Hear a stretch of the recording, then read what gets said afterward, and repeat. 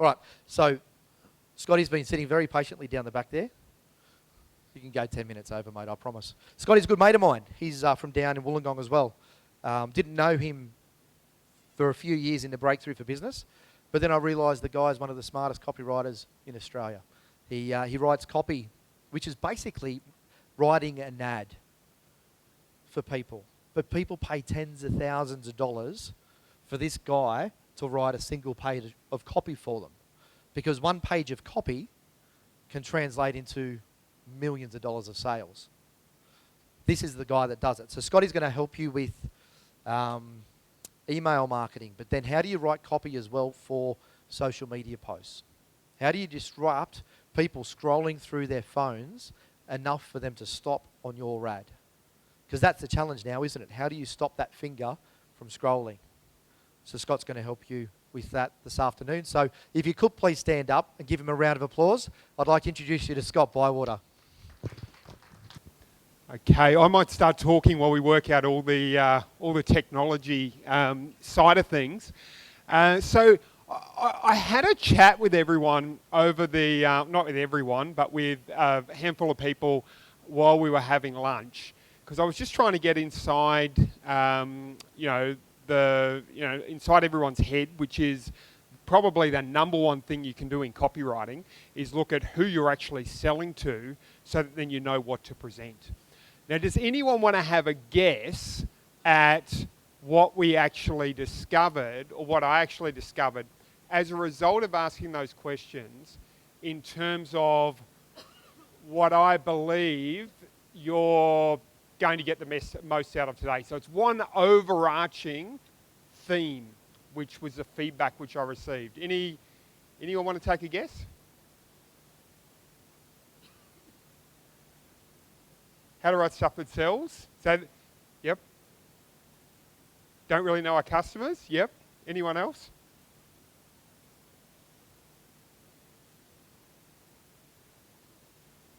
Knowledge? Education? So nobody's got it yet. Everything we've said is definitely valid. Anyone else? Okay, so the number one thing which came back to me, which is inside each of those responses so far, is the word, it's a 5-letter word, trust. And what I mean by that is, and please don't worry about hurting my feelings, but I mean, if you had to pick, do you trust your mum or do you trust me more? Who would it be? Right? It's going to be your mum. Why do you trust your mum more? Because you know her, exactly. And you've known her for a long time. Do you know what I mean? So you've known your mum for a long time. So with everyone, there's varying levels of trust. You know, there's always varying levels of trust with each person. Now, who do we tend to spend our money with? People we trust. Like, do you ever go, that guy is dodgy as hell, I'm going to get him to build my pool? Yeah, it's unlikely, right? It's unlikely we're going to go, he's the guy. I know he's going to rip me off and scare me, and he's the guy. So when we go, like, has anyone noticed when you go scroll through your Facebook feed, there's a lot of people that I know they're called friends, but you sort of don't really know them that well? Anyone found that? Or there's companies in there that you're like, who the heck are you? You know, so when you advertise in these spaces, or when you market yourself in these spaces, it's the same thing for them. They look at your stuff and they go, well, who the heck are they? You know, so to get someone to, I mean, I know we've got real estate here, I know we've got yoga, we've got a number of different sort of industries. I think we've got organic food or organic cereal. So there's a few different industries. But to get someone to list their house with you off a Facebook ad by just putting your name and nothing else, who's going to list their house with someone just because they happen to put an ad out there? Who's gonna do anything? Who's going to do a yoga course and spend hours and hours of their life, these days without knowing much about them even? Okay, so it's how do we? The question is, how do we go from a low level of trust, where our trust is down here, to a high level of trust where our trust is up here? This is the question, because if someone trusts you and they have a need and they trust you more than anyone else, who are they going to go to? They're going to go to you. Now, I was giving the example in the break, and if you read a book called Utility, and in the first chapter of that, he gives an example, and he says, in that book, he basically says that this company, I think they're called River Pools and Spas, they were going through the GFC, all these pool companies going, falling down like dominoes. Bang, bang, bang, bang, out of business, gone. He was spending like a lot of money on advertising, or a significant amount of money on advertising. He cut that by 80%. He started to create videos based on what people wanted to know. His business jumped up. He dropped his advertising spend by 80%. His business jumped by an extra 50%. Why? Because people went there, and he built trust as a result of that. They watched the videos. And what he said, which was interesting, he said if people went to his blog post and they read 10 or more blog posts, guess how much higher his conversion rate was when he went out and met them versus the average? The average was 10%. What do you think his conversion rate was? It was 80% when he was going out there. I'm pretty sure those figures are right, so check out the book and you'll validate for sure. But this is the sort of thing that trust does.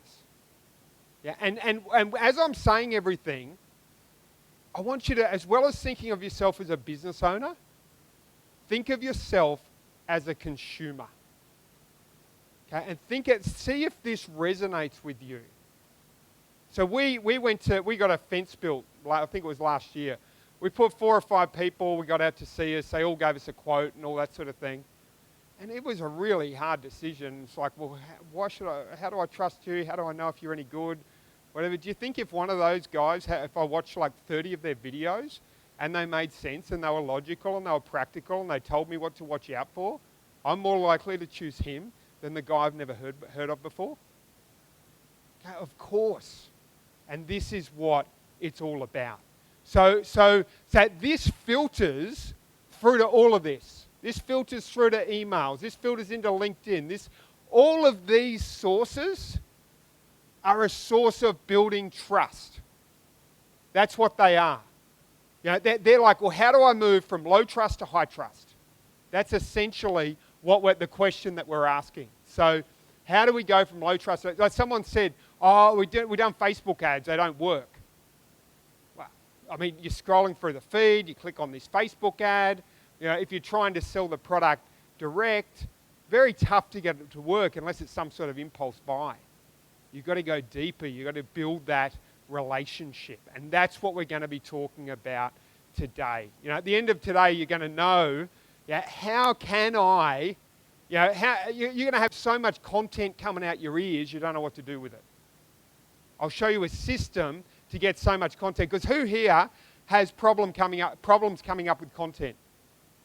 And sits there and goes, I don't know what to talk about. What am I going to talk about? I get in front of the camera, what do I talk about? So that problem will be squashed today. So you have no excuses for not getting in front of the camera. Apart from all the head stuff, which is 80% of what holds us back anyway.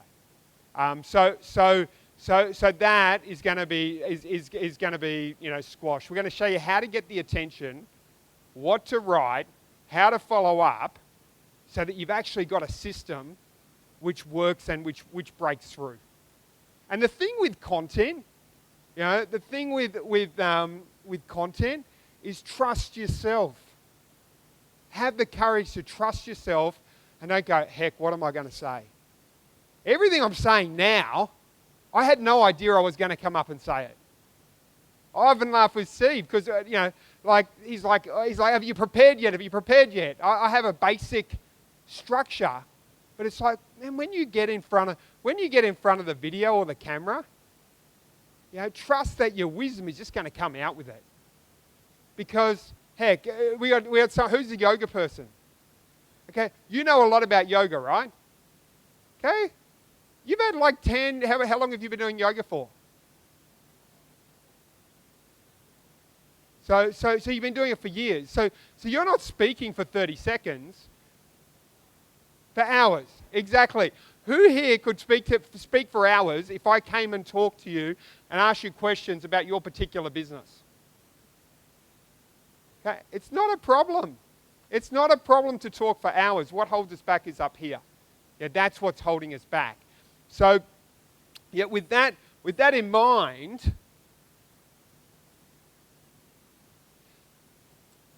the thing I really like about Facebook is it offers instant feedback.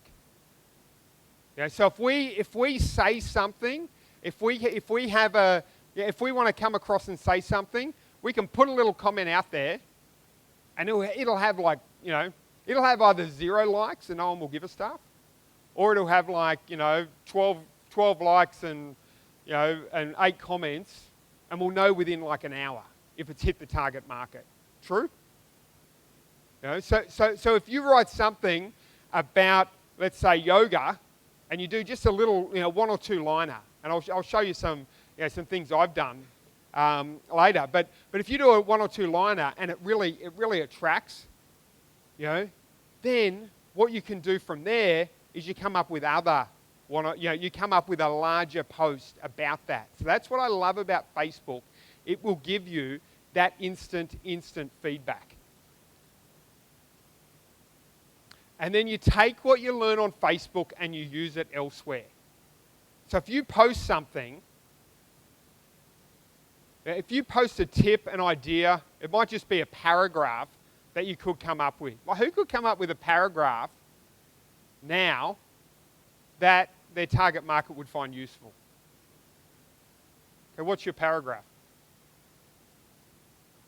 Nothing like putting you on the spot. Yeah. What do you do? So make muesli? So organic food? So why is organic muesli better than normal muesli?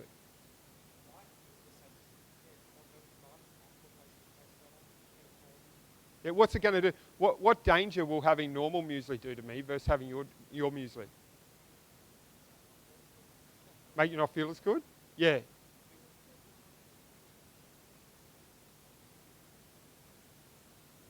Yes. Yeah, have there been any studies done on the difference? Yeah. So just something like, did you know sugar, and then a study? What do have you considered feeding your kids this instead of that? Or something along those lines. You put it up and you see what happens. Do you know what I mean? In terms of the reviews you do. And you use it as like a feedback system. And then let's say everyone goes off. They might go off in a good way, in a bad way, or whatever. Well, then you can create a Facebook Live video out of it. Does that make sense? And then you can maybe share it, create a blog post and create something bigger. Does that make sense? So you're going in there and you're feeling the market. You're doing these sort of little tests to see what's going to cut through as such. So in the real estate niche, is there any particular? Can you think of like a bit of content which will grab people's attention, or potentially? Oh, sorry, real estate. Yeah, yeah.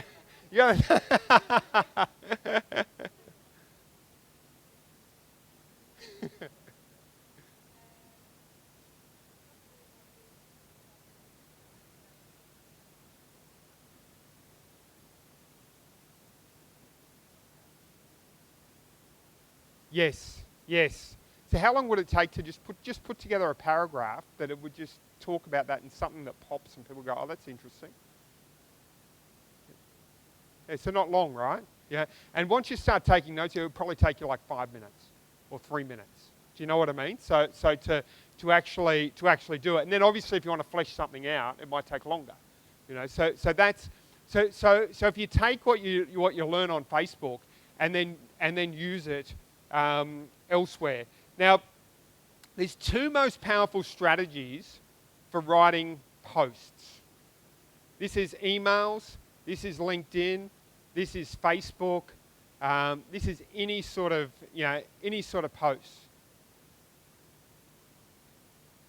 Anyone want to guess what they are?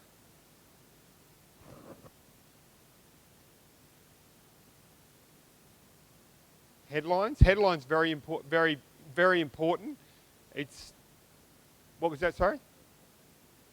Photographs. Photographs very important in videos. Yes, definitely. They're very important in social media.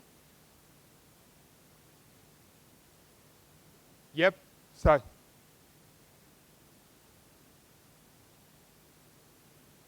Yeah. So there's. I mean, if you need to, you can do stuff quick and you can do stuff longer, and both can work. Do you know what I mean? So it just depends on the context and how important it is to people. But yeah. So I'll tell you the first, and this is for writing it, okay? Because everything you've said so far is really important. In terms of the two most powerful strategies for actually writing the posts, once you actually sit down and you go, okay, how am I gonna punch this out? Okay, number one is to think of a time and place. Right, so this is how you come up with story after story after story after story, is to think of a time and place, in your past, basically. So, if I was writing one, and I'm literally just thinking about this right now, but if I was actually coming up with a post, like I went to a restaurant. It was a year or so ago. I went to a restaurant, and I got, we went there, and it was a restaurant we went to frequently, and we got there, and the lady was in a bad mood that day, and we got terrible service as a result, of that. I would imagine with this restaurant, we would pay them, probably, we'd be worth over 5 years, several thousand dollars with us, as a result. So let's say this would be perfect. Who's in customer service? Someone was in customer service? Yeah, I think there was someone, customer service training or something. So this would be perfect for a customer service training type of email. So I would imagine, they'd be spending $2,500, $3,000 with us over a period of time, and they gave us bad service. Okay, since then, we haven't been back for 3 months. So they've already cost us this much, but they've cost us so much more. So the lesson here is, and then you sort of get the message across. So it's cost $3,000, $4,000, $5,000. But how many times, let's say she had that bad day and we flesh it out. And she did that to 10 customers, just like me. And all of a sudden that $5,000 multiplied by 10 equals $50,000. So right now we're diving into the pain of bad service. Is $50,000. So that staff member who came in with a bad day, has now cost that company potentially $50,000. You don't see it. It doesn't show up. It doesn't show up on the balance sheet. Like it doesn't go, oh, you lost $50,000 from that day. But this is how important culture is, and this is how important systems is, and this is how important it is to get your customer service right and spot on. Okay, so and if you would like to know more, and get a complimentary consultation to look at a 26-point checklist of your particular customer service, get in touch with me. Click here. Bang. Okay. Did anyone in business sort of go, after hearing that story, go, I should really pay attention to my customer service a bit more? Okay. And did that feel like a sales pitch? Was there anything in that was salesy, which was like, hey, come and me and I'll help you with customer service? Okay? at the end, yes, it's segued in a little bit, but it's like 90% story, great content, etc., etc., etc. I came up with that on the fly. I did not know I was going to say that when I came in today. But I thought of a time and place. I thought of a time and place, and bang, it came to me, and then it went from there. So what I'd like you to do is just take a couple of minutes and think of 3 times and places of your past, and think about how you could develop them into a story. So take a few minutes to do that now. Do we have anyone who wants to volunteer and let us know their time and place? Anyone? Yes, up the back. Trying to create an emotion within them. Is that what you're doing with your story? So you're trying to create this emotion within them, and then your sales pitch comes at the end saying, well, I've got the answer to help you with that emotion. Is that what you're doing? You definitely bring in the emotion, but by bringing in, we're so used to hearing stories, so and everyone likes a story. Do you know what I mean? Like if you're with your friends, you tell a story, people will laugh, people will connect. So because the challenge is, someone said, well, how do I keep people actually wanting to listen to me? Do you know what I mean? So like if every time I talk to you, is it that emotive level? I just give you a sales pitch. Yeah. Like if I talk to you today and I say, hey, buy my product, and then tomorrow I say, buy my product, and then the next day I say, buy my product, you're like, hey man, I'm busy. You know what I mean? Like if who are you? It's all So but if we're just like, if I'm sharing stories and you're finding them really interesting and useful and that sort of thing. So and yes, you definitely want to bring the emotion into that, and the story will bring the emotions into that. So what's let's say one time and place you can think of?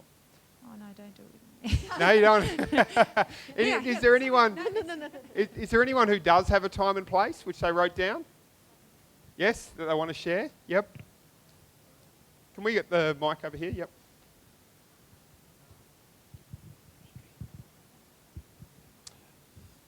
Okay, I had a customer who was time poor, in fact very, very ill, and only had weeks to live. Had to get his affairs in order. Sell at a good price discreetly. Settle and resettle the family before the curtain came down on his life.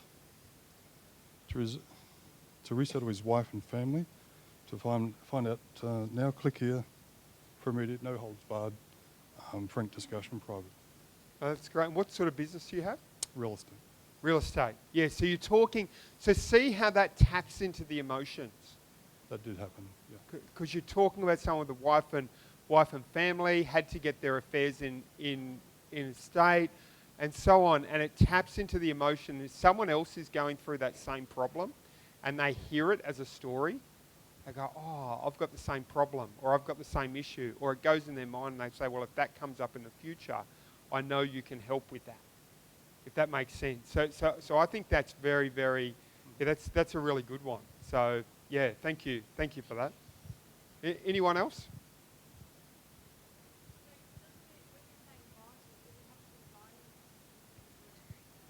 Any medium. So if it's video, that's absolutely fine. You know, it's and I think video is sort of the way a lot of it's going. A lot of things are going right now. So video is fine. Email is fine. Any mode, it doesn't really matter because the communication is the same.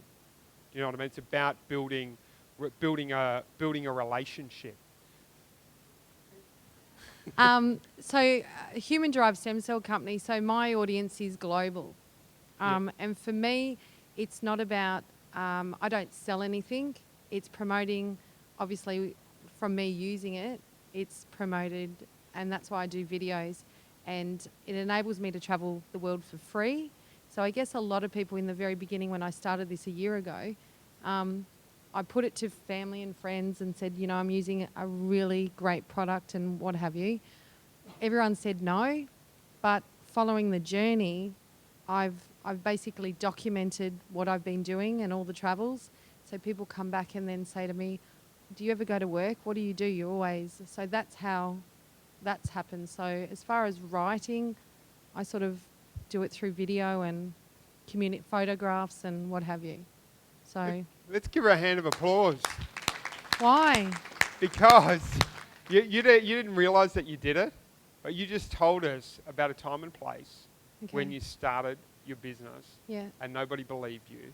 No. And then you started to do it and you started to get results and Yeah. you turned things around. So you actually did two things there. You took the time and place, but you also talked about the hero's journey. Right. Okay. Do you know what I mean? So, Sure. and if you look at the hero's journey is in, if you look at most movies, Yeah. it takes us through a hero's journey. So if you want to know if the hero's journey connects with people, I think Hollywood knows. Okay. You know, so Rocky is the hero's journey. Oh, okay. You know what I mean? I went through a struggle I'm Rocky. and I came out. where's the music? You know. So, so can everyone see how natural it is when you start to talk? Now, did you have to think about what you said then? Did you have to go, oh my God, I don't know what to do. It's a blank page. I'm not sure what to say. Yes. Yes, yes, yes. Well,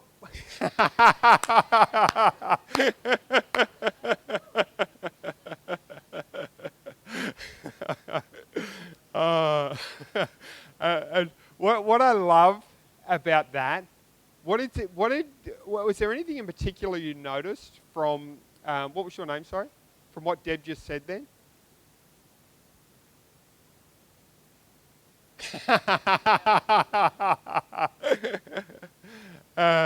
It's this. It's this. It's the heart, and it's the authenticity. Okay, it's the authenticity, because if we can go to that sort of depth with our communication, I know some people might be going, dude, I'm a builder. I don't talk about that. So, I don't talk about the heart sort of thing. But if people can connect with you on that sort of level, there's a level of trust developed. And what you will tend to see on a lot of social media these days, and I'm as guilty of it as anyone, is, look at me, my life is the best. Do you know what I mean? So everyone's going through social media, and it's like this. Like, I recently went on a trip to China and I had the Great Wall and all that sort of thing. And if you looked at it, you go, wow, but there was times when I was having like a shitty time. But I didn't put that on Facebook. You know what I mean? It's like I did a meditation retreat. I'm an ex-hippie, but when I was about 18 or 19 or something like that, I did this meditation retreat. And it was called Vipassana. It was up in Blackheath.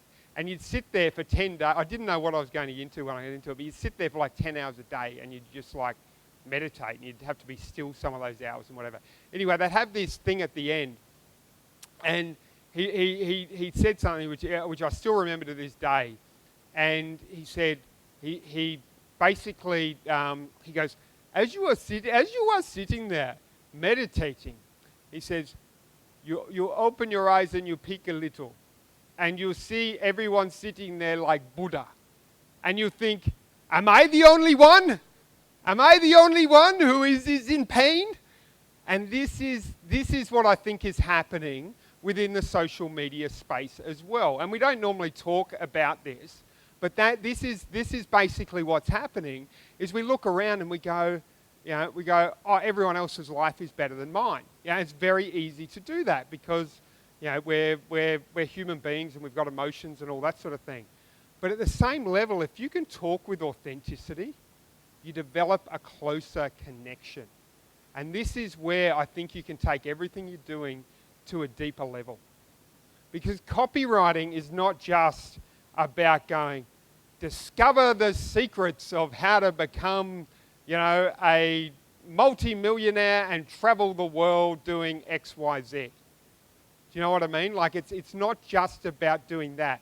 And sometimes people say, oh, what are the hot words that you should use? Well, yeah, occasionally, that does matter, but there's a whole level of depth that, that doesn't take into account. Do you know what I mean? So, and I'll talk about one of the hottest word which nobody talks about, which I learnt from writing probably 2,000 headlines over the last 10 years and seeing the split test results a little bit later. But that's I think we really need to look at, what is that authenticity. Now, the other thing you'll notice here, in terms of the you didn't need to think about it, right? And this comes down to when you're writing. Okay, so there's a when you talk, you don't need to think. You don't need to go, what am I going to talk about next?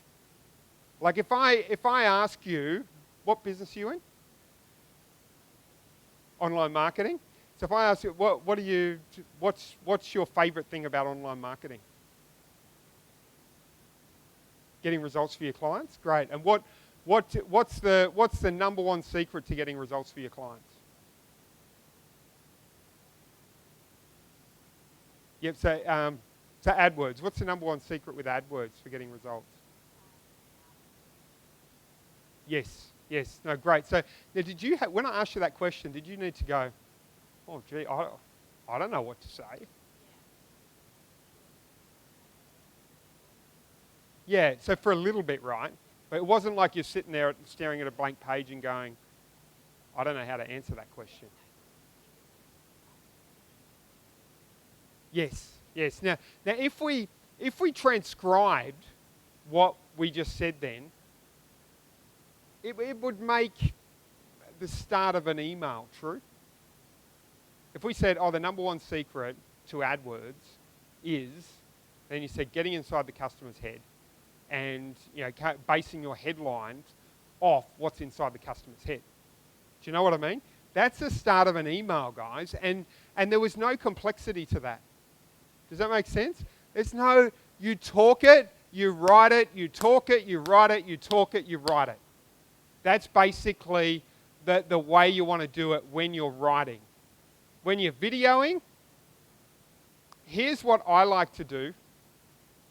Because see, when you try and, if you're doing like a full-on sales video, which you're planning to send hundreds of thousands of dollars worth of traffic to and all that sort of thing, then you probably want to do a professional script and really think about it. Or if you're putting an ad in the newspaper and it's an expensive ad. But if you're just doing like a video,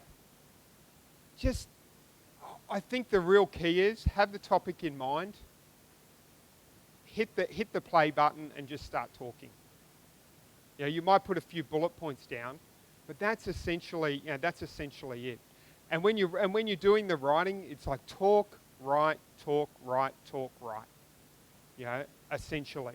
So you think of a time and place, and then talk, write, talk, write, talk, write. And that's basically the process of doing that. And the example I gave before in regards to customer service, that could be literally transcribed and pumped out into an email. Once you get good at this, initially it might take a bit longer, but you should be able to punch out something like that in like 10 or 15 minutes. Okay? Initially, like anything, it will probably take you longer. But eventually, once you've practiced it, when you write like this, it doesn't need to take a long time. Any questions at this point? Yep. Yeah. So you're asking them to buy, essentially. But it's let's say you're doing it in an email as such. It's what they call a segue. So if we give the customer service example that we gave, so it's like it costs you $50,000. If it could cost you $50,000 for one bad day of one staff member. That's what it could cost. I don't want this to happen to you. It pains me when I see this happening to my customers. And that's why I've created a special course called How to Never Have a Bad Day, which costs you whatever your name of your course is. Go here to check it out. Does that make sense? And then that link takes people to a sales page specifically about that course. So same with let's say with real estate, it's sort of like you tell a story. Hey, I met with Bob. I met with Bob from Penrith. 6 months ago, he came to me. He tried to sell his house a couple of times. And this is what he's had. When he came to me, he was like really super skeptical, and he didn't believe I could do it. He says, but here's what I did. I showed him the best way. I showed him, the best way to present his house. So what we did is we did some minor modifications in the bathroom and the kitchen, and here's what it looked before, and here's what it looked afterwards. And then we made sure that his grass was mowed. He spent a couple of $1,000s on it all up. But here's the difference. Here's the before, here's the after. This is what we did for him.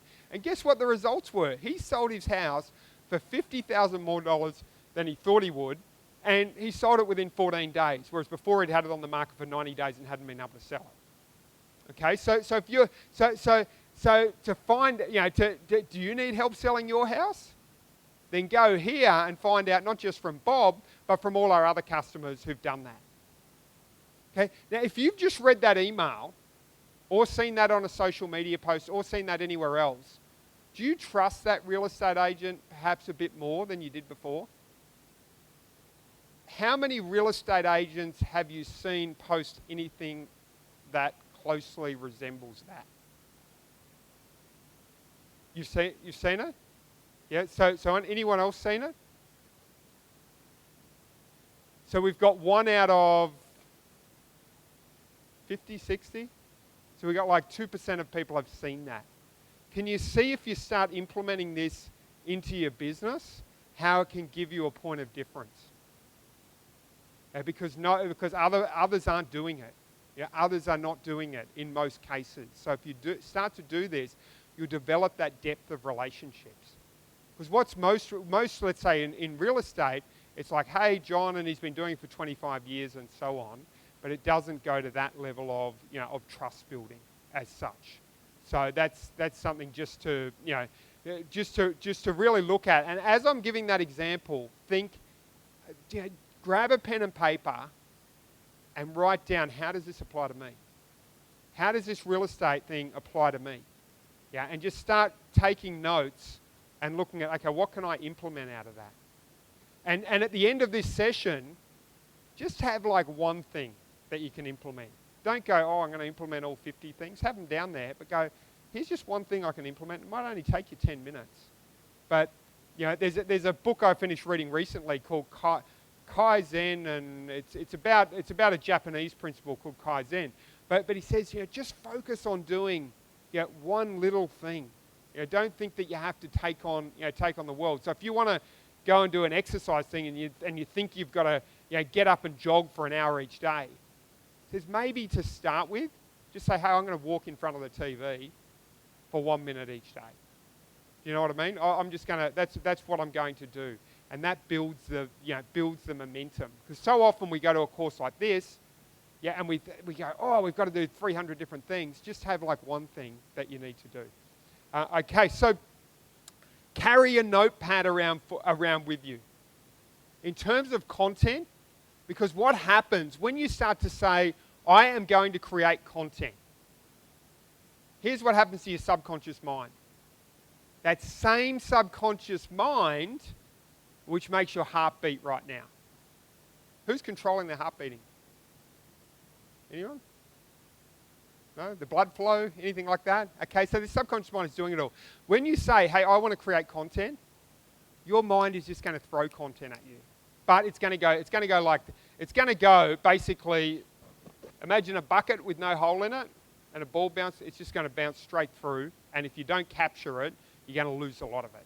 In terms of that content. So a notepad, your iPhone, whatever, just have on there email ideas. Email ideas, social media post ideas, whatever, somewhere somewhere where you can collect them, which you carry around regularly. And that way you never get to the stage where you're like, hey, what do I write about? What am I going to talk about, sort of thing. So always write them down. And the other thing is, talk to your customers and find out, what do they want to know? Do you know what I mean? What do they want to know? Who here has an email list? Some sort? Yeah, so we've got an email list. Who here has people following them on social media? Okay, so why not ask them, send a message to them and say, hey, what do you want to, what's your biggest frustration with finding a real estate agent? What's your biggest frustration? What are your biggest gripes about the marketing industry or about this? I recently went to one of my top customers. He's been a client for probably 10, 15 years. I said, what are your biggest gripes with the marketing industry? Oh my goodness, I wasn't prepared for that. It was just like opening the floodgates, and it wasn't pretty, you know. So it's like, you know, if you ask people, you're going to find out. You know, you're going to find out.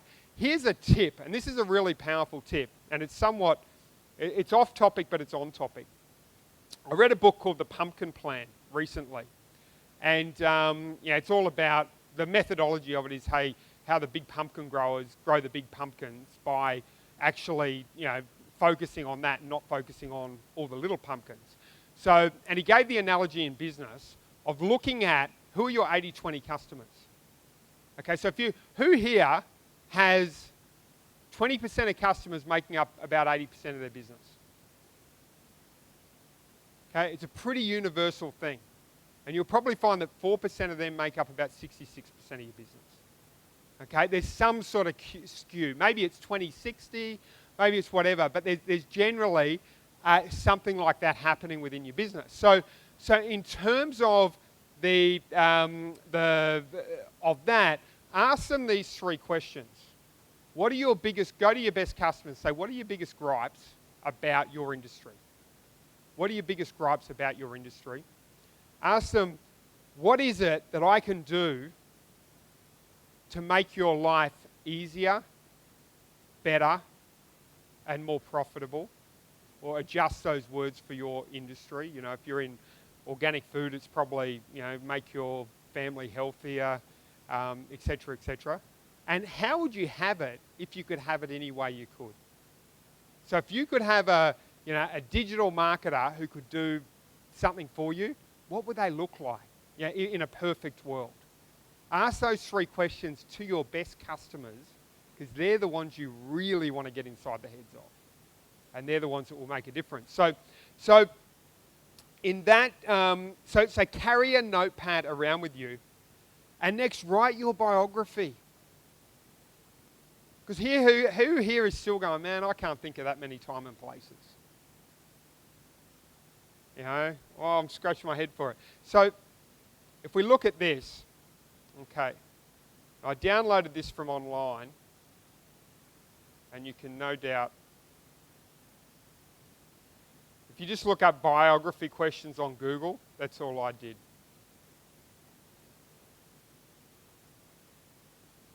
When and where were you born? Like, being born is probably a tough, like, question, you know, to answer. You know, like, tough to reflect on that story for most of us. Yeah, they're my, I don't know why it's gone to that. You're going to see some funny photos. I better make sure that doesn't. My son has a funny sense of humor, and like, there's stuff with me with like a cow shower caps and all sorts of things. So I don't know why that's, has that disconnected? Yeah, so I'll read you out these questions anyway, and if that keeps going, you can, you know, that's probably more interesting than this. But so let's say, what's your earliest memory? Earliest memory? Or one of your earliest memories? With a whole bunch of kids. Okay, so what happened? Fell off a wall? Got into trouble? Yeah. Lots of cuts and lots of blood. What business you in? Marcoms? So marketing communication? Okay, so when I was, how old were you? So when I was 6 or 7 years old, it's actually, this is actually my first memory, believe it or not. I remember playing on a wall, and my mate Johnny accidentally bumped me, and I fell down, and I sprained my legs and my hands, and I was just all bloody. And do you know what? Something happened to me last year in business, and I had this, like, things were cruising along really, really well, and then a deal actually fell apart. And it cost me in a big way. It probably cost me, $100,000, in terms of that deal. And, I want to avoid that from happening, to you. And that's why I've got a marketing communications, plan which shows you not only how to increase your profits, but how to reduce your risk. If you'd like to find out more about it, click here. Now, who found the start of that story was like interesting, you were pulled in? Right? As versus, hey, I'm in marketing communications and I'm really good and blah, blah, blah, blah, blah. Do you know what I mean? So that's just one example. It's a pity these won't all come up. If you do want this, just let me know at the end of this call. I can always put you across to it. Do you have anyone want to say what they were afraid of as a child? Anyone? Yeah, over there? Afraid of drowning. What sort of business are you in? What sort of marketing do you do to them? What sort of marketing do we do Yeah. to them? Nothing these days because they're solid customers, but we market to the end user, the consumer, who has to go and use that distribution point, being Woolworths, Coles, where to pick up the product. Oh, okay, yes, yep. So you're marketing to, and what are they? So they're buying the cookies or whatever. Yeah, off crackers. You. Okay, Yep. so let me have a crack at this. This is a tricky one, but I will give it a go. But the business is 23 years old 23 and has years gone old. through. All of the no, that's good. That's good. So if we look at drowning, we could say something like, when I was a little girl, I can always remember I had this awful fear of drowning. Yeah, I remember my mum, when I would ever go near water, I would shake. And my mum would say, I'm making this up too, so I've got no idea. My mum would say, I don't know what's wrong with you. So she would say, I don't know what's wrong with you. And I would just shake and I would be in fear. And I didn't understand why I was in fear, but I just was in fear. And that is something which I've now overcome. Just like I overcame that first, I was in massive fear when I first started this business. I was in huge fear. I used to go through the thing. I had sleepless nights. Does anyone ever lie in bed at night, staring up at the ceiling going, I wish my mind would just shut off? Okay? So there's a lot that can relate to this, right, in business. I know we're not selling to business owners necessarily, but you say that, you connect, because you're connecting from here. You're connecting from here. Yeah, and this isn't discover the secrets of or anything like this. This is like, so I can remember going through that, through that fear. But you know what helped me? You know what really helped me with that fear?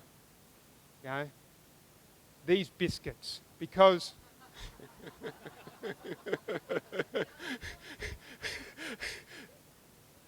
oh yeah. Then we show you the photo of the wine, the biscuits, So yeah, and I put my love into these biscuits, and I believe food. Yes, right. Food is all about the love you put into it, as well as the thing. Yes. Right now, I mean, if I'm a speaker on stage and I'm honest, I'm manipulating you to make you want to like me. And I think we all do that. Do you know what I mean? So there's always some sort of manipulation. I mean, yeah, true. But you're still doing you're still acting in a certain way. Like to in some way manipulate. Do you know what I mean? Kids are born to manipulate because they want to feel safe. Does that make sense? Like, kids are born, they want to feel. Imagine you came in, and I can't remember the name of the guy. He says it's on the tip of my tongue, but I heard this story from him, so I can't take full credit for it. But imagine right now you landed on Mars, right? And there's 2 Martians, okay, who are basically looking after you. And every time you stand on one leg, they whack you across the thing, and you've got no one else to turn to.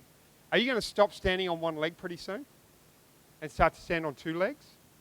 Okay? But you're manipulating that Martian to do something.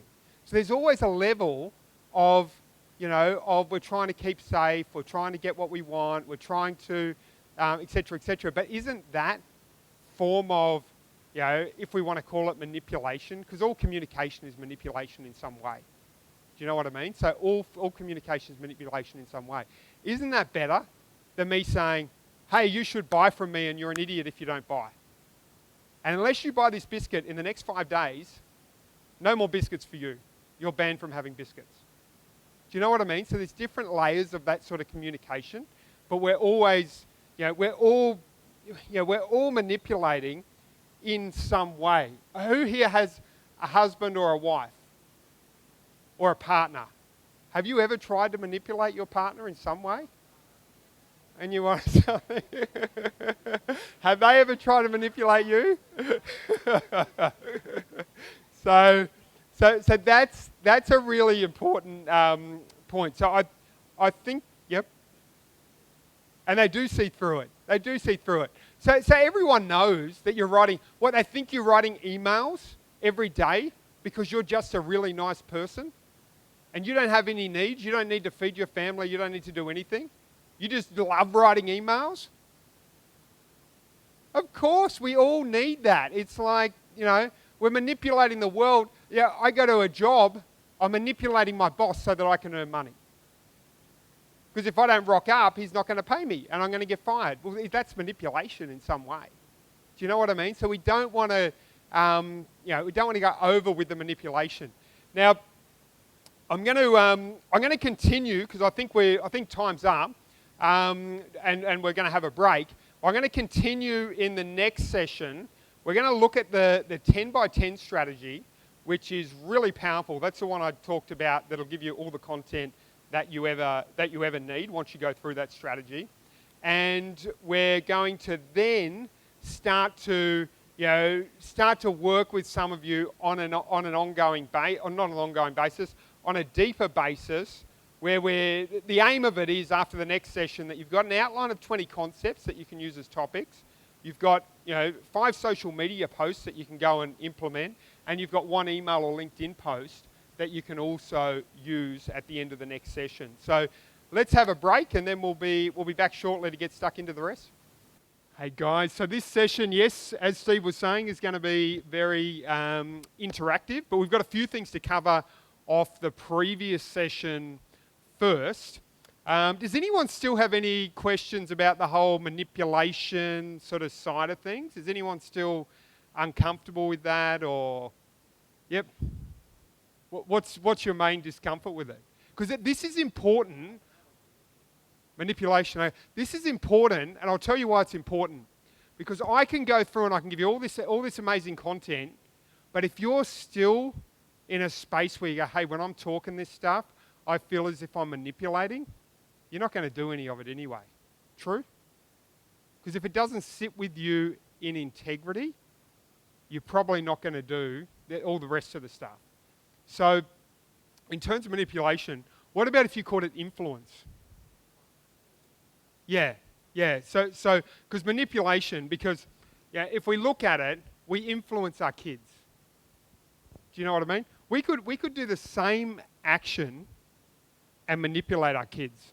But when we discipline them, we could do it as a sense of to empower, to feel like we're powerful, or because we're some sort of crazy person. Or we could do it because we want to make sure they grow into a good kid. Same action, different intention. And both are to influence. Anything else? I just want to wrap that up. If you are uncomfortable with it, just, it's okay to bring it to the surface, because what's going to stop you from implementing all this stuff is generally what's up here. You know what I mean? So you can walk out of here with a million ideas, but if you don't master those 6 inches between your ears, it probably won't happen. So I'll dig into that a bit shortly, but a lot of it comes down to your intention. Do you know what I mean? So it comes down to your intention and putting that message across. Because when you communicate with someone, it's easy not to come across as cheesy. You just be real, and you be authentic. I mean, you sort of know when it can come across as cheesy. Do you know what I mean? So if you're in real estate, discover the secrets of how to sell your house for $100,000, more with this 5-second trick. It sort of comes across as a bit cheesy. Do you know what I mean? But there's other ways of saying that or moving that across. So when we get into sort of headlines and that sort of thing, you'll probably get a sense of what we're referring to. Is there a way of? I'm not sure if this is. I'll keep talking while we try and work out that. So the next thing I want to talk about is what I call the 10 by 10 strategy. And this is a strategy which I was referring to, which will give you all the content that you need. So this is for your Facebook post, for your LinkedIn post, for your emails, virtually everything. So what we need is, I need a hand from 2 people. One person, I don't know if can come and write a few things on the board, and one person who can grab a seat. We've actually got comfy seats. Who's up for it? We will give you more content at the end of this than you can poke a stick at, or a structure to give you more content. You're a scribe, so we've got a scribe, perfect. And do we have a brave volunteer? All I'm going to do, that's a danger. You're not meant to ask that question. No. All we're going to do is we're going to dig in and we're going to create a content plan for you. So that's all the volunteer is going to do. Nothing too scary. We got one over here? Yep. So we have... so what sort of business do you... I'm right in the light, that's all right. It's not working anyway. So what sort of business do you have? Yes. Okay, awesome. Yep. Yes. So that's a good established business. 4 partners in the business. Very traditional that our workflow comes from other professionals, accountants and lawyers. But like what we've been talking about today, the digital media is changing the way people find who they get to do their work. Yep. So with the bankruptcy work, which is more a personal thing rather than a business decision, like a business to go into voluntary administration, people don't always have an accountant or a lawyer that they go to for advice. So we're launching bankruptcy.com.au, hoping that we'll find more business bankruptcy work through just your average person, who's needing to go bankrupt or looking to look whether they may need to go bankrupt. Okay, great. So basically, it's like someone who's in financial trouble. And so your target market, and this is really important that we get clear on the target market. This is number one. Your target market, who's someone who's in financial... or you tell me who your target market is. Yeah, well, that's maybe just... not yet, but we're going to get to that. So, yeah, sorry. We'll be a couple of minutes once we get through the target market. Yep. Yeah, someone who is having trouble paying bills, someone who might have multiple credit card debts, making bare minimum payments on those, or maybe not even able to make those payments. Yes. Maybe have gambling issues. Yep. And yeah, just some to the point can't put food on the table, but others who just recognise that they're in strife and they've overspent and can't financially make those commitments on a monthly basis to their lease payments or mortgage. So what are... Let's start with the broad topics. So what are 10 topics that we could talk that you could talk about in regards to bankruptcy?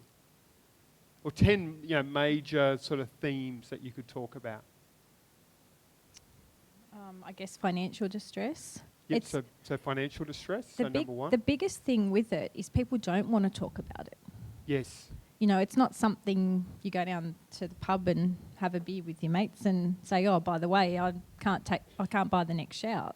Yes. So that's probably our biggest barrier is we don't really get the existing business. We get a lot of referral work because our clients are the professionals. Yes. And it's their client that then ends up being our client, but they only come in once generally. Yes. A business only goes into insolvency once. Hopefully then you start a new business and you're okay. And the same with your bankruptcy. Generally, hopefully, it's just a once a lifetime thing. So the referral is, there's no repeat business. It's constant new business we're looking for. Yeah. Where's the logical place for sorry, what was your name? For Megan to advertise?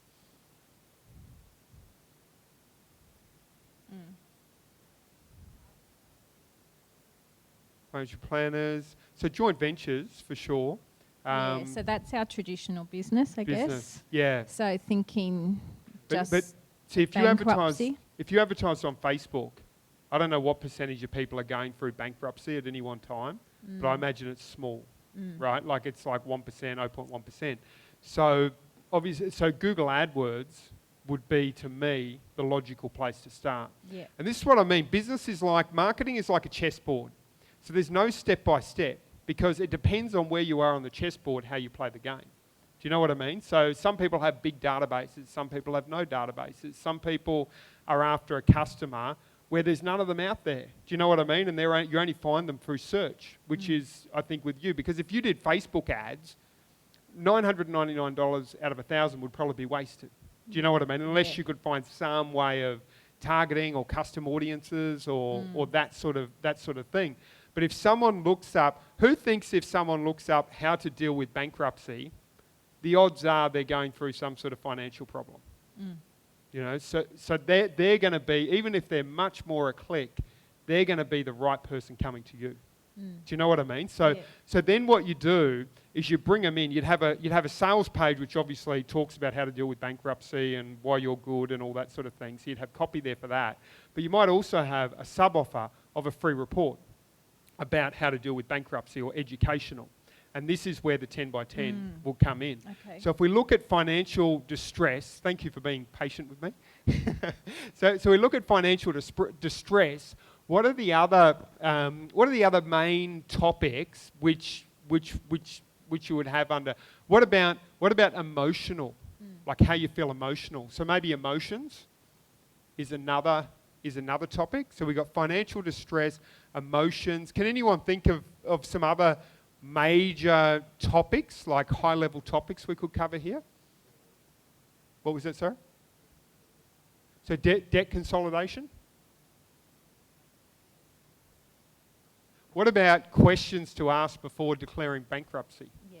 So questions to ask, like what you should know. Do I need to? Am I ready to?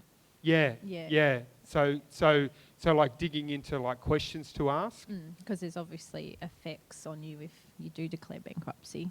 Yes. There's restrictions. Maybe consequences. Consequences of bankruptcy. So see how we've come up with 5 now. And we might just do 5 rather than the 10, but if we sat down and really thought about it, we could come up with 10, right? You know, we could come up with 10. But if we look at financial distress, okay, so what's 10 topics? Or let's do 5 just to keep it simple. What's 5 things we could talk about under financial distress? 5 subtopics. Divorce, depression. Yep. Embarrassment. Yep.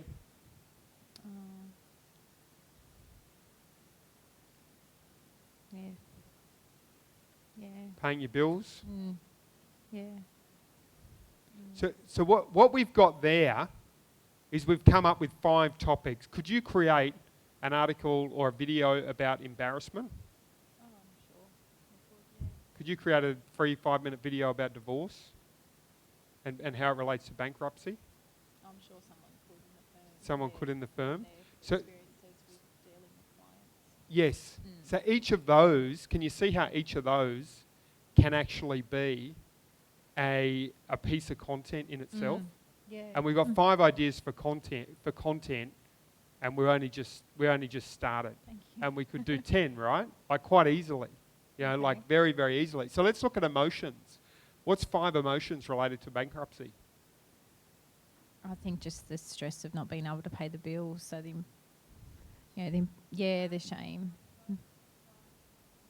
Shame, suicide, anxiety, depression, men's emotional response in bankruptcy, a women's emotional response in bankruptcy, how your wife deals with that bankruptcy, Yeah, how the kids social are affected impact. by it, the social impact. Can you see each one of them? Yeah. Bang, we've got an article, right? We've got a short video. Yeah. So now we've got I think we come up with about 9. So we've got 14. Yeah. We haven't written them all No. down, but I think this is all being recorded, Steve. Yeah. So that's good. So in terms of we've got all of those all of those emotions which can each become an article. Do you know what I mean? So if we look at debt consolidation, what's 5 things we can talk about debt consolidation? The debt consolidation is probably pre-bankruptcy. Yep. So there are places and businesses that offer debt consolidation and repayment. Yeah, they'll take on your debts and then you just repay them. So I think if you're at that point of bankruptcy, you're past the debt consolidation, Yes. potentially. Yep. Yep. But there's a process, I guess, around post-bankruptcy, not wanting to get into that situation again. So maybe that kind of forms part of That. just the future after. Yes. Yeah. Yeah. Well, let's Sort look of. at questions to ask, because that one might be that one's sort of in a grey area. But if we Yeah. look at questions to ask, what's 5 or 10 questions we can ask that someone might be asking about bankruptcy? What's it going to cost? What's it going to cost? Create a 5-minute article on that or video on that? How long does it take? How long does it take? What paperwork do I maybe need to bring in for you to assess What my paperwork do I situation? need? Yep. Yeah. Will I get a credit card in the future? Will I get a credit card? Yeah. Losing your assets. Will I lose my assets? What Yep. will I lose? Yeah. Yeah. Yeah. What will I lose? Can you see how these concepts are flowing? And each one of them could be a 5-minute video. And if you're going through bankruptcy, who if they saw a video of someone saying that would be like, oh, finally, someone's like talking my language. Yeah. Do you know what I mean? And talking about it authentically and all of that sort of thing. And that builds, what does that build? Trust. Trust. Do you know what I mean? So it's all about Facebook, all of this sort of thing is about building trust. Now with Google AdWords, you probably need less trust to get the sale than you do with Facebook. Why? Because it's context. If I've got a problem now and a bleeding neck, like if anyone here had a bleeding neck right now, okay, and you had 3 minutes to live, and I was a specialist doctor trained in fixing bleeding necks in like 60 seconds, how much would you pay me? Anything I wanted, right? Because you've got to, because it's your life on the line. And it's the same with this. If I look up bankruptcy on Google and go there, it's like, I'm like ready. Do you know what I mean? So it's like really strong. And then you could use the Facebook for like potentially retargeting and all. I mean, it's a little bit of a dicey area with retargeting because probably not everyone wants bankruptcy ads following them around potentially. But that's the that's how you could also bring that in there. So let's take sort of 5 minutes and do this exercise on your own business. So sit down and you don't have to do 100 now because 100 is probably overkill in 5 minutes. But see if you can do 5 areas and then 5 topics under each of the five areas. And let's give Megan a round of applause. Thank you. So what was the main thing that, as a result of that exercise, was there anything that sort of popped or anything where you went, hey, that's like really interesting? That you would never be short of ideas. How does that feel? Yes. Yes. So you're not going to be looking at this blank page and going, what do I do? What do I say? Sort of thing. Yes, exactly. And that's the whole thing is now that you're not short of ideas, and now that you don't feel like you're manipulating anyone, Okay, so plenty of ideas, no feeling of manipulating anyone. These are the two biggest things which hold us back, right? I don't know what to say, or I feel like mentally there's an issue. I mean, the other, who feels comfortable just jumping in front of the camera and talking about this stuff? Yeah, we've got one. Anyone else? Yeah, two. Because literally, like, let's do a fake shoot now, and we will pretend. Does anyone have an iPhone? We're not going to turn it on, but just so we get the real sort of feeling. Does anyone have an iPhone? Yeah? You got one? I promise I won't put this on Facebook Live or anything like this. No, we won't even video it. We're just going to hand it in front of them. So who wants to volunteer? We're going to take one of the topics and we're going to talk about it for a few minutes. You need to practice? No? No? He does. But you're saying he does, but he's saying he doesn't. So.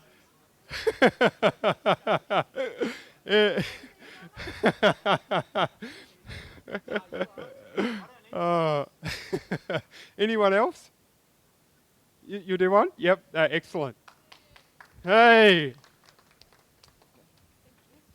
So Jessica, let's. So what we're this isn't really on, but you just got to imagine that it's on, right? So, so what sort of business do you have?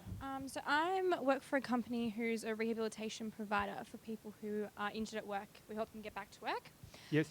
But basically we're expanding our business because the new National Disability Insurance Scheme is rolling out. So we're going to be providing therapy services to people who are getting funding from the government to help out with their disabilities. So I'm an occupational therapist, we've got a team of physiotherapists and an exercise physiologist as well. So we'll be doing that. So we're trying to venture out and branch out a little bit. Yep. So the first topic area I had for our new role will be pressure care for people with, so people in aged care who are at high risk of getting pressure ulcers. And then my subtopics were, so what is pressure care? So let's do that. What is pressure care? Yep. Or do you want us to talk about another one? Which one would you most like to talk about? I can do what is pressure care. What is pressure care? Yep. Okay, so we're gonna hit. We're not really doing this, but hitting hit record and talk. Okay. So pressure care is something that we as occupational therapists and physiotherapists provide to people who are at high risk of getting a pressure ulcer. So it's usually for people who have a disability that makes them somewhat bed-bound or chair-bound. And that just means that usually either on their bottom, on the back of their heels, or on their shoulder blades, any bony prominence, they're at risk of developing some sort of broken skin or an ulcer in that area. And then we come in and we provide equipment and services that would help prevent or heal that injury. Perfect. Let's give her a hand of applause. Now you were saying that not just with a camera in front of you, but with like all of these people in front of you, and yet you said, and yet it wasn't hard for you to say, right? It was just like, blah. I keep going if you want, but yeah. I could go all day. And you could probably talk for another 5-10 minutes or whatever about that topic. So this just goes to show how easy it is when we get our mind out of the way. When we take those 6 inches between our ears, we remove it and we replace it with like, hey, I can't do this. We cut a hole in our head, take it out, and replace it with I can do this. You know, so, and that's all it is. You get the video set up, bang, you do it, and you could do that on Facebook Live, and you might have, when you do that, you can get like, I'm doing them at the moment, you'll get 200, 300, 400 views like, within a day. And then you can take that and put it on YouTube, and then you can take that and put it on the website. Do you know what I mean? Yeah. So answering all of these questions. So yeah, totally commend you for that. That's awesome. Can take that away. Yep. The testimonial, the patient doing that on camera. What's the difference, or how would you use it? I mean, I think there's both have their place. I think if you can get a testimonial all the time, it's brilliant. Do you know what I mean? It's not always easy to do because you've got to go to them, and logistically you've got to get their permission.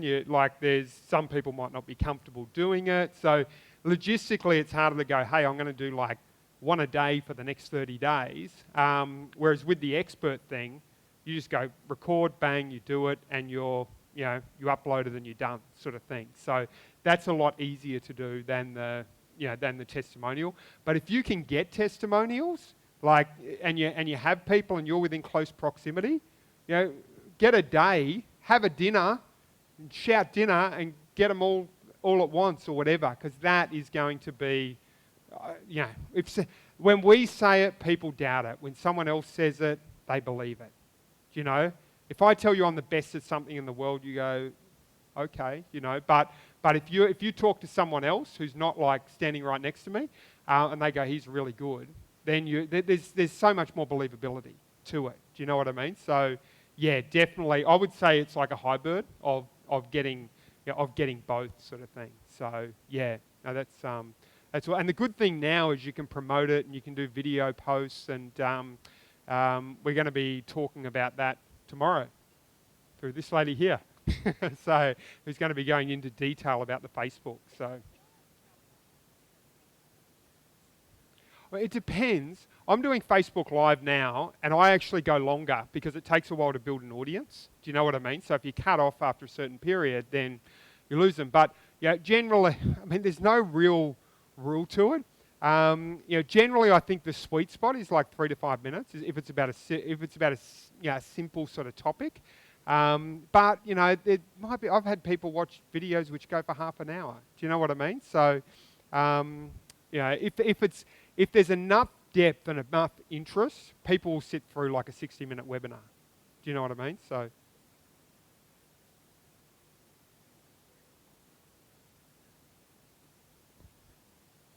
I'd go all of it. I would do Facebook and share it on YouTube. That's what I'm doing at the moment. But you could do it the other way around. Have a look at there's a guy called David Jennings, and he actually spoke at one of Steve's events recently. He's written a book called Authority Content, and it goes into this process in detail. And that I would recommend, because it's all about carving the content. You can transcribe the content, turn it into blog posts, you can have it on YouTube, Instagram, like you want to get it out there everywhere that it's visible so that you're sort of omnipresent, so to speak. So Jennings, Jennys. And he's now doing a book launch for Michael Gerber, so he's quite the E-Myth guy, so he's quite a very savvy guy. So in terms of let's look about now, how do we get them noticed? Because it's one thing to create great content and great emails, but then it's like, well, how do we get the emails opened? And how do we get the Facebook posts clicked on? How do we get all of that sort of thing?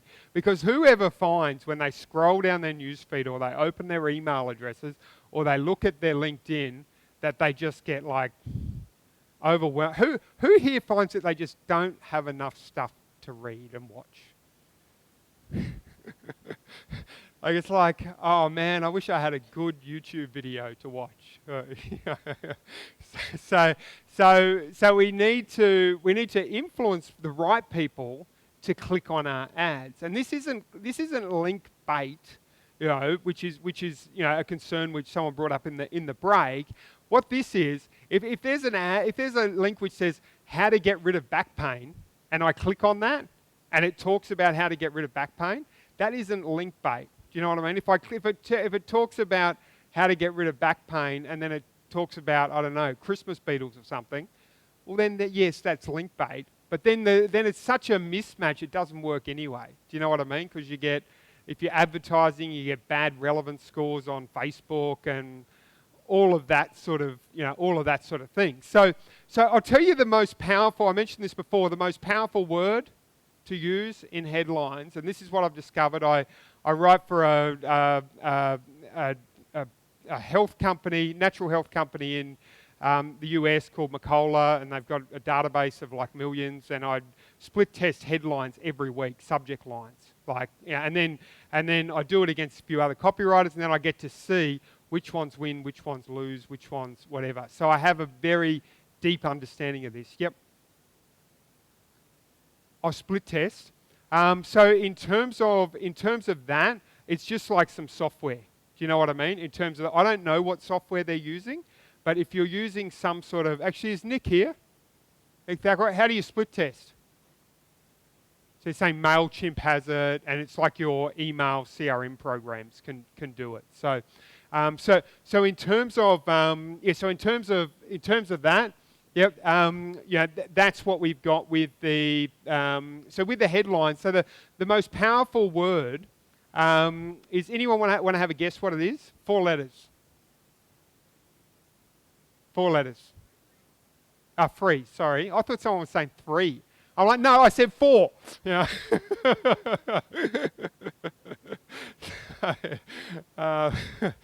So free, no, it's not free. Free is a good word, but yeah, in the right context, but it's not it's not the word which I'm referring to. Anyone else? Love. Love is actually what they say is one of the really power words, but it's not that one. What is it? Name. Their name is powerful to use in certain contexts, but no, not that one. I'll give you a hint. It incites curiosity. It incites an open loop. Find, what, how to, all potential good ones, but they're not it. So it incites it. So who wants to know what this word is right now? Okay? Who, and why do you want to know? Now, if I told it to you, you go, yeah, okay. And I wouldn't have your attention. I wouldn't have that engagement that I do right now. And the reason I'm telling you that is that's the power behind this word. And this word is just like, it gets your attention every time. This word is super.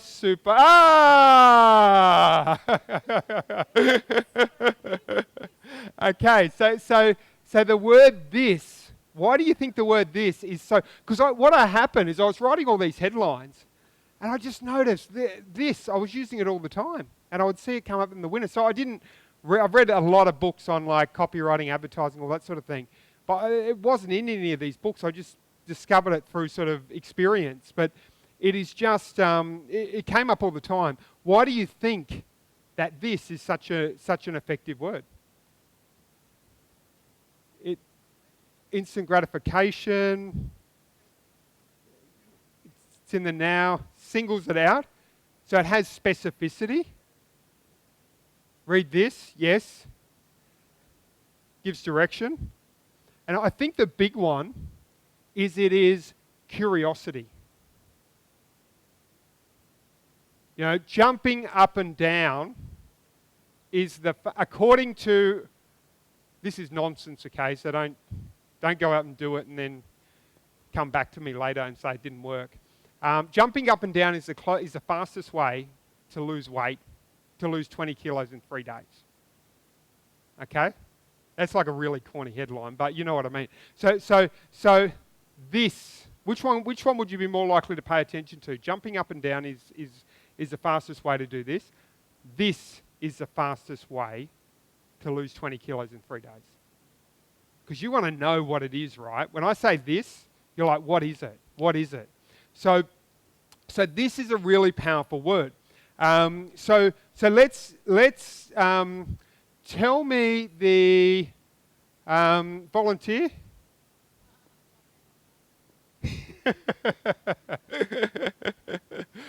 Any volunteers? Volunteer, yes. So type of business. So virtual assistants. And what was one of your topics? So social media. So you could say, so what's one thing that you can do in social media that's really powerful? So posting.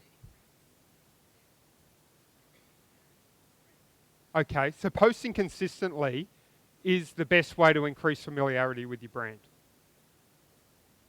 Yeah, this is the best way to increase visibility with your brand. This is the best way this is the fastest way to build your brand on social media. When I say this, who wants to know what it is? When I tell you it's posting consistently,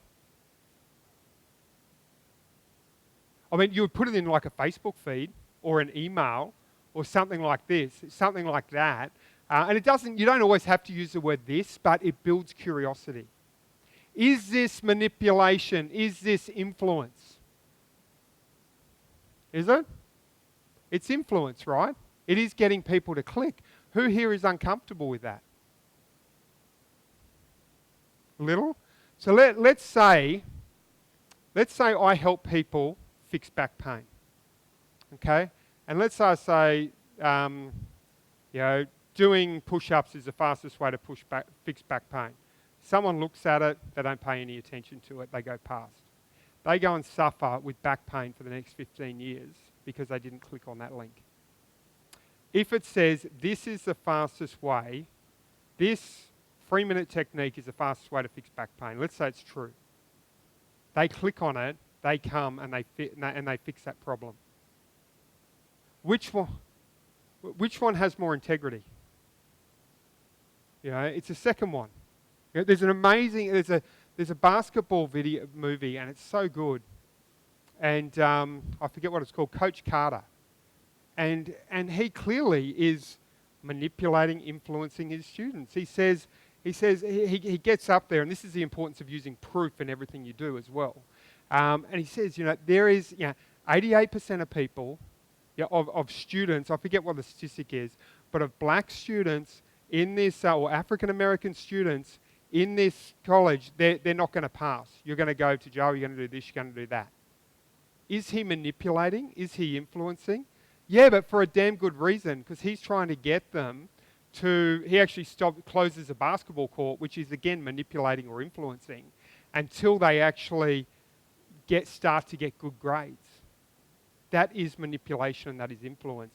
But it's for the right intention. And that's I think what we need to take away is what is the intention? Because it's all influence. It's all influence. Without influence, we can't do anything. We can't achieve anything. It comes down to the intention. So if we look at this, this is a very powerful word. I mean, there's a number of really powerful ways of framing things. Let's just go around and do a few examples, and I'll come up with different headlines for each. Before I do that, I just want to walk you through the 4 U's. And this is from AWA, American Writers and Artists Institute, but I use this before I finish any headline now, and I ask these 4 questions. Is it unique? Is it useful?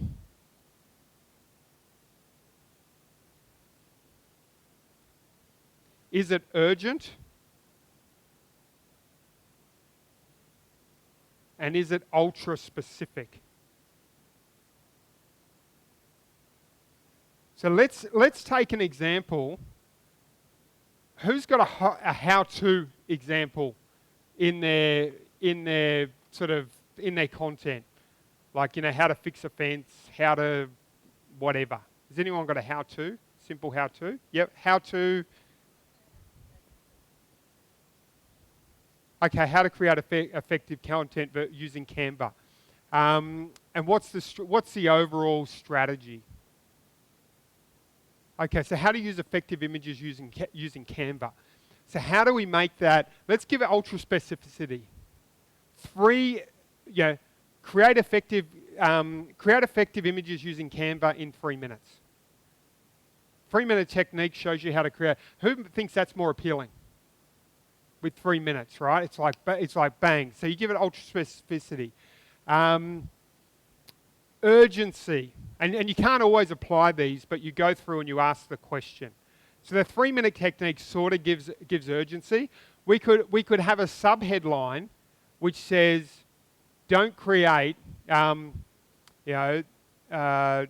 creating an image without this technique Each technique you create without this image will take double the time. Do you know what I mean? So it will take 30% longer. And that's urgent to me if I'm creating a lot of images. No, it's got to be true. Do you know what I don't know the facts, so I'm using it as an example. So you've got to take that and use it as a truth. Do you know? Because otherwise they do it and they go, well, that didn't work, and then you lose trust. Do you know what I mean? So it's trust. So then we've got the usefulness. It's already useful. So that's good. And the uniqueness. I think the only other thing I often add in there with is sometimes like a metaphor. If you really want something to cut through, you can use a metaphor. I'm not sure what the metaphor is with that one, but you could say you're in danger, or you could say you're walking on thin ice, which paints a better picture. Or you could say it's very dangerous, or it's like jumping into a swimming pool with a shark. Which one pops more? Because can everyone imagine what it'd be like to jump in a swimming pool with a shark, and the fear and the emotions? Whereas if I say dangerous, it's like, yeah. And that's what you've got to feel. Whenever you write something or create something, feel it and go, does this feel right? Who, when they listen to music, who's ever watched like those American Idol, Australian Idol, those sort of shows, that's willing to admit it? Who's courageous enough? So when you have someone go on, The Voice, whatever, and it just doesn't move you, and then you have other people go on, it's just like, wow. That's the same when you write a good piece of copy. You just you've got it. Do you know what I mean? And you use these techniques, but then you also tune in and go, when do I know that I have actually nailed this? Because that will give you a sense.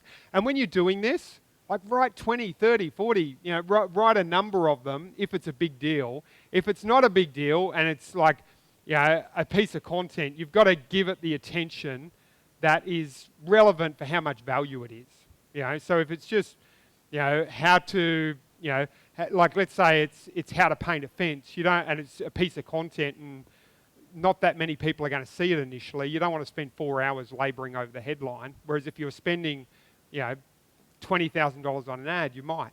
So that's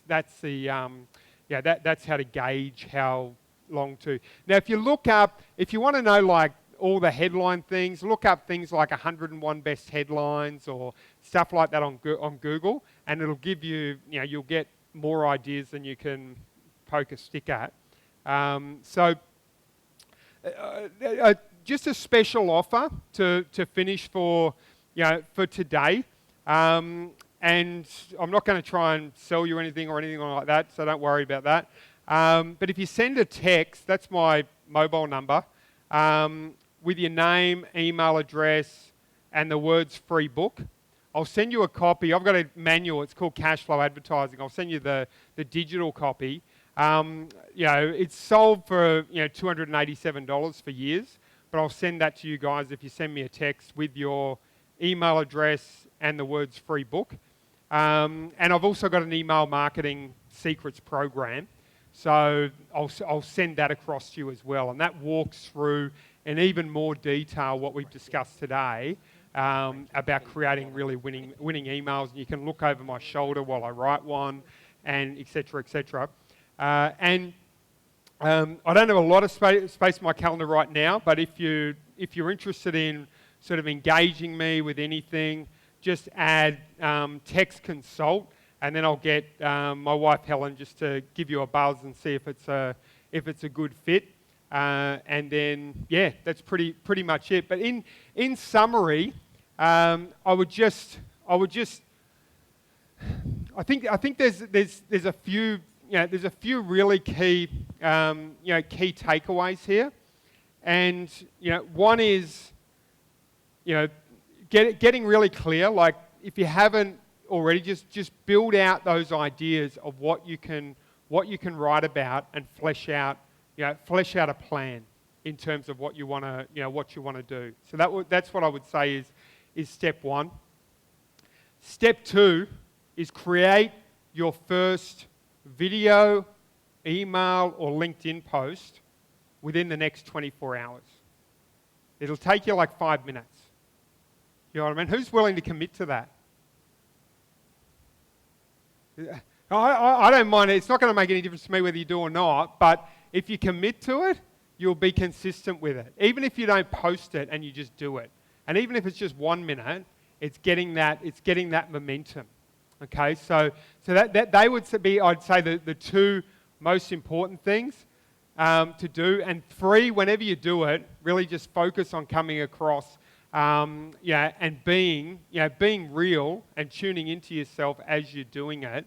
And tune into how much you actually want to make a difference to your customers' lives. Because if they don't choose you as a painter, if you know that you're a damn good painter and they don't choose you, then they might choose someone else who does a terrible job and it costs them more and takes more time and causes problems in their marriage.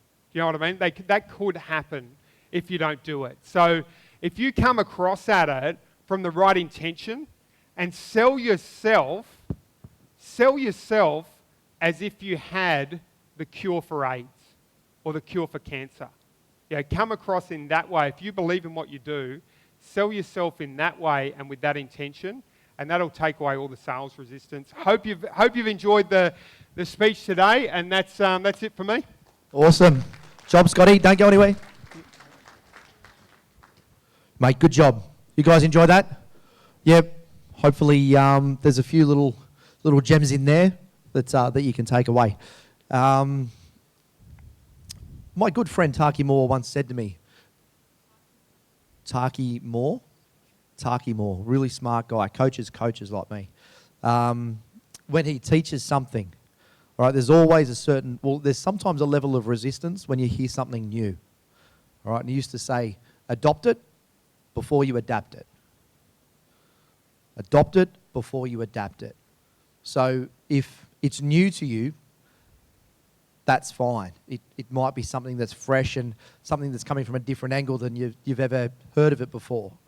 But if you're listening to someone who's got the results that you want, adopt it before you adapt it to the way you want to do it. All right? When you adopt it, get the results and see if it's a fit. All right? Scotty, great job. I learned a couple of things. Do you want to know what they are? Love to. Interested? There's his mobile number, guys. Smash it all night. Just get onto it. Bang, bang, bang. Ring it multiple times. The other thing I learned, and guys, if you ever, you know how we spoke about being an authority, all right, through the profile pyramid? Yeah? Who remembers that? Yep. It was generalist, specialist, authority, right, and then celebrity. All right, when you become an authority, you're going to get an opportunity to get up on stage, all right? That's what being an authority is about. When you do that, check the marker that you're going to use and make sure that it's suitable for a whiteboard. This here is a permanent marker, not suitable for a whiteboard. All right, so what we need here is a little flip chart, just so when Scott draws on it next time, that will come off. See that? Not coming off. Well done. Anyway, big round of applause for my good mate, Scotty Bywater.